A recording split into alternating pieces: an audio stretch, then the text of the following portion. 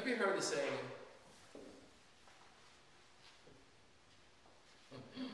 but this is, I'm not sure.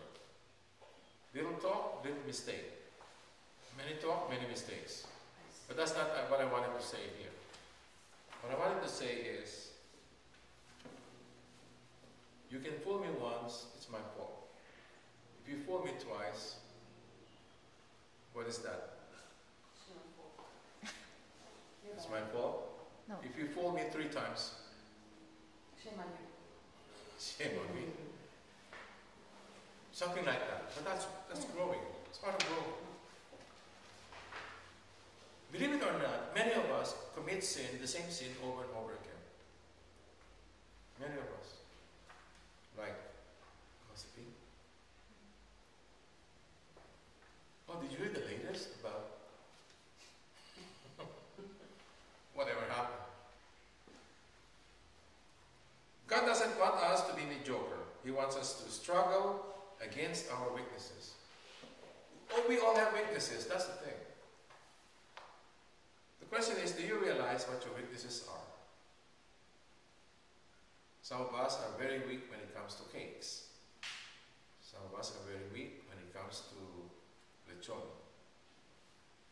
Some of us are very weak when it comes to going to the movies. So do you realize, do you know what your weaknesses are? And are you struggling to beat your weaknesses? We all have weaknesses. Nobody here is so strong not to have weaknesses. Even the saints have weaknesses. You know,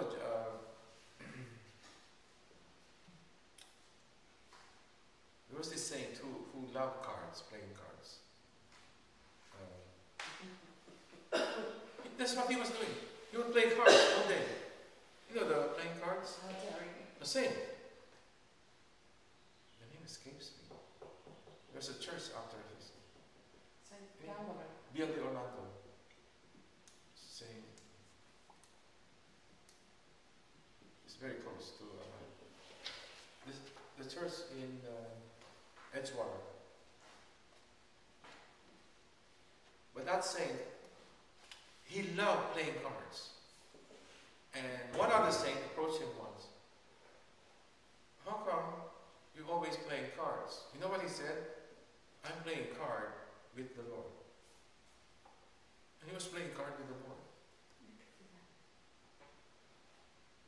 Oh gee, I really forgot his name. I'll let you know. Tuesday, the difficult path.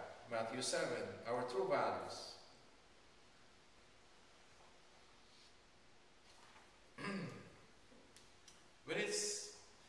Has it happened to you? You have to make a decision.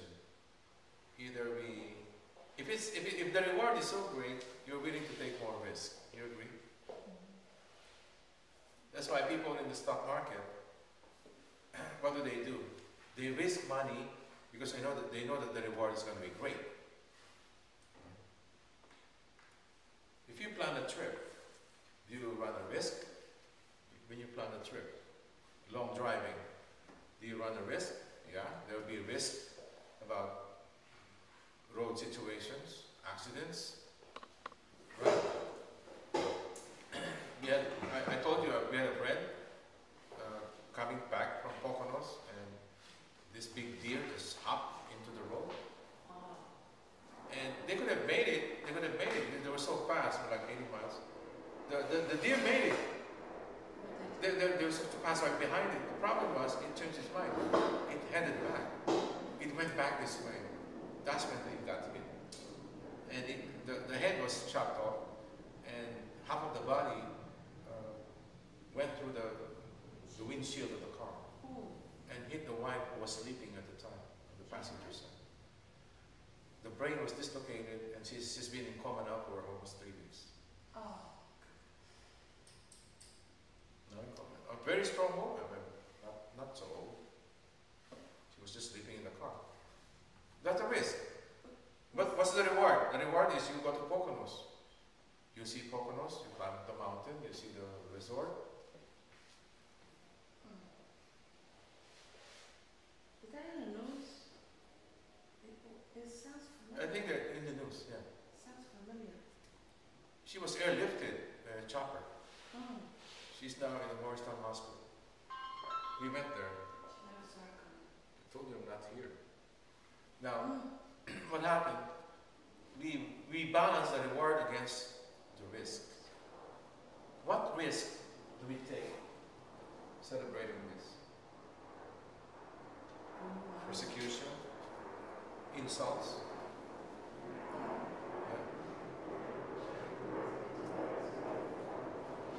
When you keep talking about Jesus, some people think you're crazy. You always talk about Jesus, they think you're crazy. You're out of touch. You're not in. You're out. You're not in. Those are risks to take. Is it worth it? The price is so great. It's worth it. The price is so great.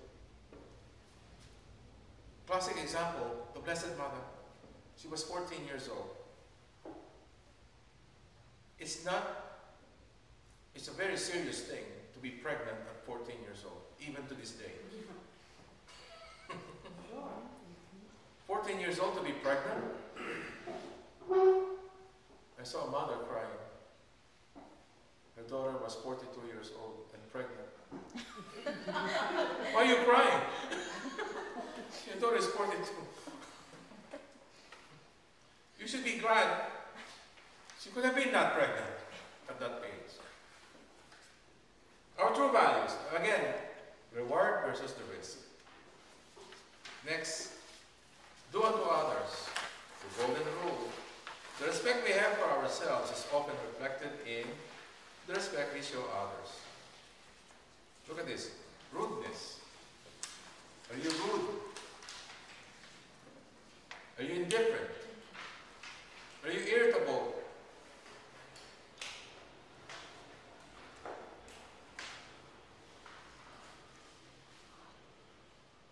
There are people we're so patient with, right? There are people we're so patient. No matter what they do, we're still good. But there are people, one slight thing, and we're so irritated, we're so inflamed right there and then. And we're bound to say so many things all at once. Untoward things. The golden rule isn't just for others. It's also to guard our own dignity. If you have a highlighter, do that. A lot of people think, well, the golden rule is do unto others what you don't want, right? What you want done to you. Actually, that's the golden rule, which is in the Bible. Actually, it's in Matthew chapter 7. The silver rule is do not do unto others what you don't want to be done to you. That's the silver rule. Yeah. The negative. Did you know that? You never heard of it? So there's the golden rule, there's the silver rule. They mean the same thing, of course. Now, there's an additional thing here. That rule is to guard our own dignity. You know why? Because if you don't respect others, you lose your own dignity. You lose your own dignity. And that's one aspect of the golden rule that's missed. I would say it's missed. That's why I put it here. A lot of people think golden rule is just okay, just do unto others, don't do unto others. That's it. No, but what about your own dignity? As human being. Again, Matthew 7, do not judge. So, respect others, others will respect you. Does that follow? In general, yes. If you hold the door for someone and that someone just reached through out and without even looking at you, what would you say? Thank you. Or you would thank the person? Is that your way of turning the other cheek? Not quite. You said something? You say he was rude. You would say that to the person? Yeah, you just walk by, right? Yeah, just walk by you. Without even looking at you. That has happened to me maybe 2-3 times. I would not talk back like that if I were you. tell you to hold the door? What if they say that? They tell you to hold the door? What would you say? Then it will escalate. It will escalate. It's better not to. Can I mention something? Yes. Where I live in a garden apartment, and they have the mail slot. So I've been living there for 12 years. So in the beginning, it was very annoying. I would come in, and the mail was on the floor. I live on the second floor. So I can hear that she's there. On the floor, like under the door? You know, we put it through the mail slot and it falls on the floor. Okay. So I'm like, why didn't she pick it up? Oh, like a roommate? Well, the lady that lives downstairs. Okay. Because then I have to pass by the house to get to my house, my apartment. So I pick it up and I take mine and I leave hers on the step. Okay. So then, make a long story short, I said, I'm not gonna pick her. No, I picked mine and I threw hers on the floor. Would you believe I felt more guilty than not? And I said, you know what? I'm gonna gratify myself by doing what I'm supposed to do. Picking mine and put hers back there, and now she picks it up. No problem. Because I guess you're teaching one another. Right. And so, I only made myself angry when I threw hers on the floor because I felt so guilty. Yeah. And I had to come back down and pick it up, and I still worked. And I said, that's the simple of us. I said, you know what? But now she picks it up. What about this example? Somebody walks the dog and puts right in front of your door Oh, yeah. and doesn't pick it up. Oh, call the cops. Really? No? Don't call the cops? Take the hose. What do you think Jesus would like you to do? Pick it up. So why would you call the cops? Well, you're asking me one thing, and what would you do? That's why I like that. What do you think Jesus What I would do do? is call the cops. What I do. Jesus do. Clean it. And if it happens again?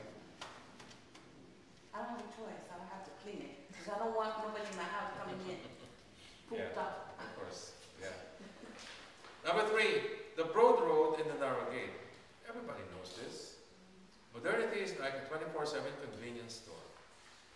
Anything, anytime, quick, fast food, fast gas. Everything is fast now. Clothes, ready-made, right? Everything is ready-made now. Who would go to a tailor shop, a dress shop? Everything is quick. We can get anything, anytime. Even the soda, you just, boom, it falls down. You're ready with your 16 ounces of sugar. We can end up thinking that everything about life should be easy. Even marriage, there's a drive-through wedding. In Las Vegas. There's a drive-through wedding.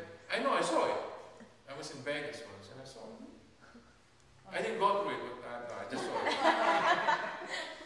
I'm going to ask her later. Everything, salvation. Even there's a proposal to make confession also fast and easy. No, it's not good. It's not. No. Even the candles now. The candles are fake. You know that? You just press the button and it lights up. And there's no fire hazard. In that way, it's good. There's no fire hazard. But is it official? I see it in the church, so I assume. I haven't checked that out. I assume it's okay. Do you have that in St. Peter's? We do? Yeah. That- By the St. Joseph Oh yeah? statue. Yeah. And the kids go and press a lot sometimes. So everything is lit. I feel bad at saying something because. Yeah. There's no money, but that reminds me. That guy knows the heart. I'm not judging. Just observing. Many people. There's a room at the back of the church where all those statues are.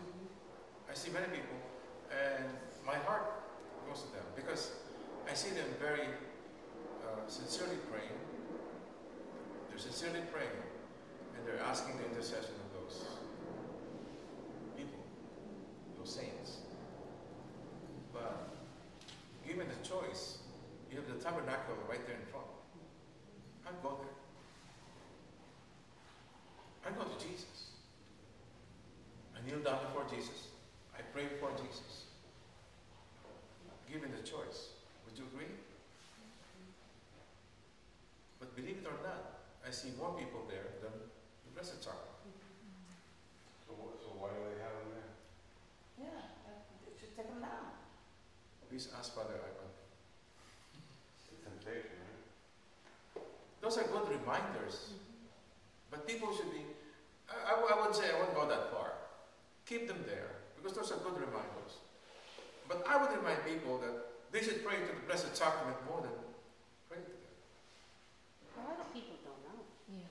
A lot People of should be like, told. If you look, like I started to notice who actually stays after like the Eucharist, who actually kneels until the Holy is put back into Oh the yeah, that's a big thing. Yeah. and not a lot. Very, They no. stick right away. So, it's because they don't know. And there's a few that do kneel, Yeah. remain kneeling, but a lot of people, the majority, they don't know. Are you talking about the 1 o'clock Mass? Mm-hmm. No.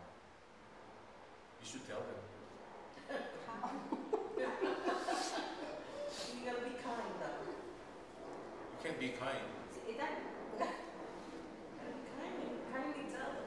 But it's, if I were, next time I speak to him, I don't mind Father Ivan.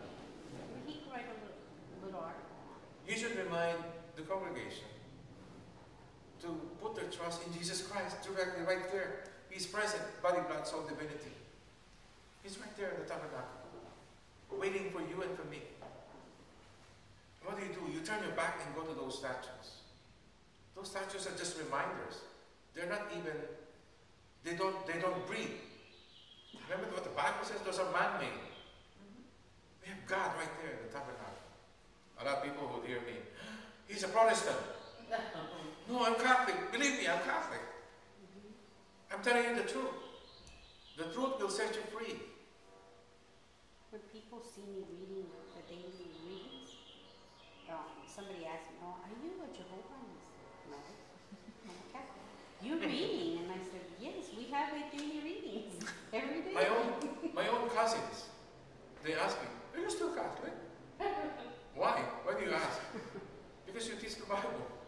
So what? Because you teach the Bible. Yeah.